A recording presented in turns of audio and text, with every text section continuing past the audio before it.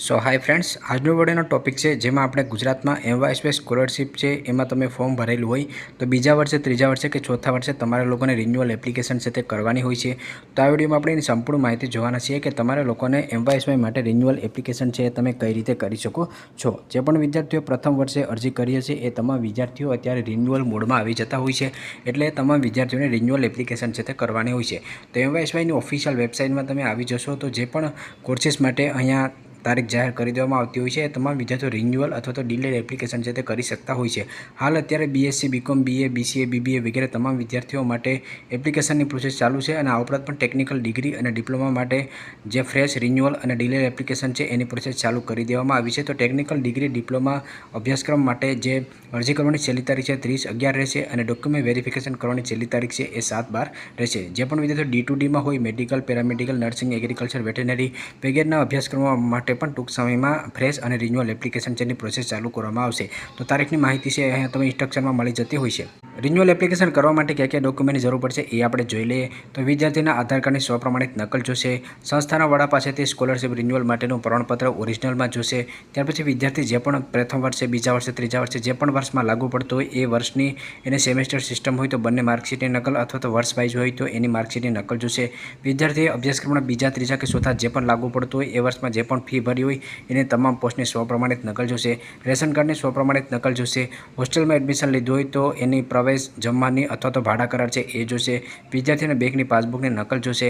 વાલીના આવકનું પ્રમાણપત્ર જોશે. જે પણ વિદ્યાર્થી ગ્રામ્ય વિસ્તારમાંથી આવતા હોય, 5 લાખથી નીચી આવક હોય તો એના તલાટી કમ મંત્રીનું આવકનું પ્રમાણપત્ર જોશે અને જો 5 લાખથી વધારે હોય તો મામલતદાર કે એનું ટીડીઓનું આવકનું પ્રમાણપત્ર છે તે જોશે. રિન્યુઅલ એપ્લિકેશન કરતા હોય તો ઘણા બધી વિદ્યાર્થીઓને મૂંઝવણ હોય છે, જેમ કે કોલેજો દ્વારા પરીક્ષા મોડી લેવાઈ હોય જેથી કરીને પરિણામ ન આવ્યું હોય, અથવા તો કોલેજો દ્વારા પરીક્ષા ન લેવાઈ હોય એના કારણે પરિણામ ન આવ્યું હોય, પરીક્ષામાં કોઈ વિષયમાં એટીકેટી આવી હોય, તમે રીટેસ્ટ આપવાની હોય અને યુનિવર્સિટી કોલેજો દ્વારા પરીક્ષા ન લેવાયેલ હોય તેના કારણે પરિણામ તમારું ન આવ્યું હોય, પરીક્ષામાં કોઈ વિષયમાં એટીકેટી આવી હોય, રીટેસ્ટ આપેલું હોય અને પરિણામ તમારું ન આવ્યું હોય, અપેક્ષિત પરિણામ ન આવતા રીચેકિંગ કે રીએસેસ માટે તમે અરજી કરેલી હોય વગેરે અન્ય જે પણ કારણો છે તમે જોઈ શકો છો કે હાર્ડ કોપી તમને મળેલી ન હોય અથવા તો ફ્રેશ કે રિન્યુઅલ અરજી કરવા અંગેનું પ્રમાણપત્ર છે કોલેજ દ્વારા તમને આપવામાં આવેલું ન હોય કે અન્ય કોઈ પણ કારણો હોય તો એના માટે તમામ વિદ્યાર્થીઓને એનેક્શન 9 છે તે અપલોડ કરવાનું હોય છે. એનેક્શન 9 માટેની PDF છે વેબસાઇટમાં અપલોડ છે, તો એ ફોર્મ ફિલઅપ કરી કોલેજમાંથી પ્રિન્સિપાલના તમે સહી સિક્કા કરાવી અને અપલોડ છે એ કરી શકો છો. એ કયા કિસ્સામાં લાગુ પડશે કે જેમ તમને ઉપર કહ્યું એમાંથી કોઈ પણ એક તમને જે કારણ છે લાગુ પડતું હોય તો. હવે આપણે સ્ટેપ બાય સ્ટેપ એ જોઈએ કે તમે લોકો એમવાયએસવાયની એપ્લિકેશન કઈ રીતે કરી શકો છો. તો ઉપર તમને લોગિન અને રજિસ્ટર જોવા મળશે, એના પર ક્લિક કરશો તો બીજા નંબરનું તમને રિન્યુઅલ એપ્લિકેશન છે એ જોવા મળશે. રિન્યુઅલ એપ્લિકેશન જોવા મળે ત્યાર પછી તમારો ડેશબોર્ડ છે કંઈ આ પ્રકારનું જોવા મળશે. તો પહેલાં અહીંયાથી તમારે કોર્સની કેટેગરી સિલેક્ટ કરવાની હોય છે. તમે મેડિકલમાં આવતા હોય, પેરામેડિકલમાં હોય, veterinary, agriculture, technical degree, higher technical diploma જે પણ કેટેગરી હોય અહીંયાથી તમારે સિલેક્ટ કરવાની રહેશે. તમે પ્રથમ વર્ષે અરજી કરેલી છે, તમામ માહિતી ઓલરેડી તમારી પાસે હશે. તો અહીંયા D2D હોય તો ડિપ્લોમા, તમે ડિપ્લોમા હોય તો 10 સિલેક્ટ કરશો, તમે એન્જિનિયરિંગમાં કે મેડિકલમાં તો 12 સિલેક્ટ કરશો. ત્યાર પછી તમારું બોર્ડ સિલેક્ટ કરશો, તમારું સ્ટ્રીમ સિલેક્ટ કરશો, તમે ધોરણ 10મું અથવા 12મું કે ડિપ્લોમા ક્યારે પાસ કર્યું એ તમે સિલેક્ટ કરશો. એમવાયએસવાયનું એપ્લિકેશન યર તો તમે 2025માં કરતા હોય તો એ રહેવા દેશો. તમે જે પણ વર્ષે કરતા હોય એ વર્ષ અહીંયા તમને જોવા મળશે. ત્યાર પછી તમારો સીટ નંબર અથવા તો એનરોલમેન્ટ નંબર નાખી, પાસવર્ડ નાખી, કેપ્ચા નાખીને તમારે લોગિન ચેક કરવાનું રહેશે. તમારે કોર્સની કેટેગરી તમારે જોઈએ તો નીચે અહીંયા તમને મળી જશે. તો આ તમામ માહિતી નાખી અને તમે લોગિન કરી લેશો. લોગિન કર્યા બાદ તમારું રિન્યુઅલ એપ્લિકેશન માટેનો ડેશબોર્ડ કાંઈ આ પ્રકારનું જોવા મળશે. અહીંયા તમને રિન્યુઅલ એપ્લિકેશન છે તે જોવા મળશે. તો પહેલાં તમારે એપ્લિકેશનની જે માહિતી છે એ ફિલઅપ કરવાની છે, ત્યાર પછી ડોક્યુમેન્ટ અપલોડ કરવાનું છે, લોક એપ્લિકેશન કરવાની છે, ત્યાર પછી તમારે પ્રિન્ટ એપ્લિકેશનની લઈ અને હેલ્પ સેન્ટરમાં વેરિફિકેશન માટે જવાનું રહેશે. તો અહીંયા તમારે પ્રથમ રિન્યુઅલ હોય કે સેકન્ડ રિન્યુઅલ હોય તો એની માહિતી તમને જોવા મળશે. અહીંયા એપ્લિકેશન ફ્રેશ મોડમાં જોવા મળશે કારણ કે મેં એપ્લિકેશનને હજી સબમિટ છે તે કરેલી નથી. તો પહેલાં અહીંયા જે પણ તમારું નામ હતું એ તમને જોવા મળશે. તમે ધોરણ 10મું અથવા તો 12મું કે ડિપ્લોમા ક્યારે પાસ આઉટ કર્યું એ વર્ષ જોવા મળશે. તમે કઈ યુનિવર્સિટીમાં છો એ તમને જોવા મળશે. યુનિવર્સિટી અને અન્ય તમામ માહિતી છે એ ઓલરેડી તમે પ્રથમ વર્ષે એટલે કે ફ્રેશ એપ્લિકેશન તરીકે કરી હતી એટલે તમામ માહિતી તમને જોવા મળશે. જે કોલેજનું નામ, કઈ બ્રાન્ચ છે તમારી એ તમામ જોવા મળશે. તમારી ઇન્સ્ટિટ્યૂટ ગવર્મેન્ટ છે કે સેલ્ફ ફાઇનાન્સ એ જોવા મળશે. તમારી યરલી ટ્યુશન ફી કેટલી છે એ તમને જોવા મળશે. ટોટલ સહાય તમને કેટલી ગયા વર્ષે મળી હતી એ તમને જોવા મળશે. તમારી ટ્યુશન ફી સહાય કેટલી તમને મળી હતી એ જોવા મળશે. તમને બુક ઇક્વિપમેન્ટ સહાય તરીકે કેટલી સહાય મળી હતી એ જોવા મળશે. તો બુક ઇક્વિપમેન્ટ સહાય છે એ તમને પ્રથમ વર્ષે જ મળતી હોય છે, સેકન્ડ, બીજા અને ત્રીજા વર્ષે એ સહાય છે એ તમને મળતી નથી.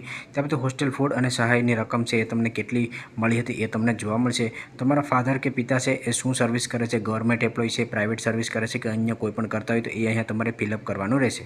ત્યાર પછી નીચે તમારે જે પણ ફાધરની વાર્ષિક ઇન્કમ થતી હોય, જે તમારે ઇન્કમ સર્ટિફિકેટમાં હોય એ તમે અહીંયા ફિલઅપ કરશો. તમારી માતા શું કરે છે, કોઈ જોબ કરે છે કે હાઉસવાઈફ છે તો એ ફિલઅપ કરવાનું રહેશે. તમારી માતાની વાર્ષિક ઇન્કમ કેટલી છે એ તમારે અહીંયા ફિલઅપ કરવાની રહેશે.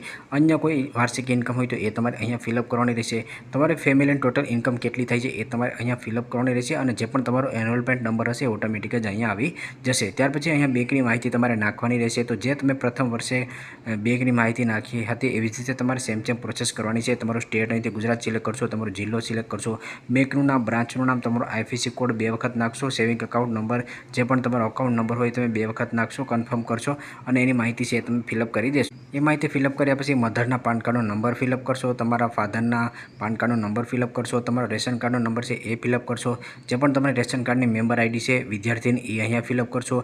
રેશન કાર્ડની જે પણ તમારી મેમ્બર આઈડી હોય છે સ્ટુડન્ટની એ તમારે રેશન કાર્ડમાં પાછળ તમે જોશો તો ત્યાં એ લખેલી હોય છે. ત્યાર પછી એક્ઝામ સિસ્ટમ તમારે યરલી છે કે સેમેસ્ટર વાઇઝ એ સિલેક્ટ કરશો. રિઝલ્ટની સિસ્ટમ તમારે માર્ક વાઇઝ છે કે ગ્રેડ વાઇઝ છે એ સિલેક્ટ કરશો. અને તમે જે પણ ગયા વર્ષે તમે અભ્યાસ કર્યો છે ત્યાં તમારી 75% હાજરી એટલે કે એટેન્ડન્સ છે કે નહીં તો અહીંયા તમારે યસ કરવાનું રહેશે. કારણ કે જો તમારી 75% હાજરી હોય તો જ તમને રિન્યુઅલ એપ્લિકેશનમાં સહાય છે તે મળવાપાત્ર હોય છે. તો અહીંયા તમારે યસ સિલેક્ટ કરવું. ત્યાર પછી કોલેજે તમારી સામે કોઈ પણ એક્શન લીધેલા હોય તો યસ કરશો, બાકી નો કરી દેશો. ત્યાર પછી યરલી તમારી ટ્યુશન ફી કેટલી થાય છે, યરલી અધર ફી તમારી કેટલી થાય છે અને તમારી ટોટલ ફીસ કેટલી થાય છે એ અહીંયા તમને જોવા મળશે. ત્યાર પછી નીચે હોસ્ટેલની ડિટેલ આવશે કે તમે જે પણ જગ્યાએ અત્યારે અભ્યાસ કરો છો એ તમારા તાલુકામાં આવેલી છે કે તાલુકાની બહાર છે.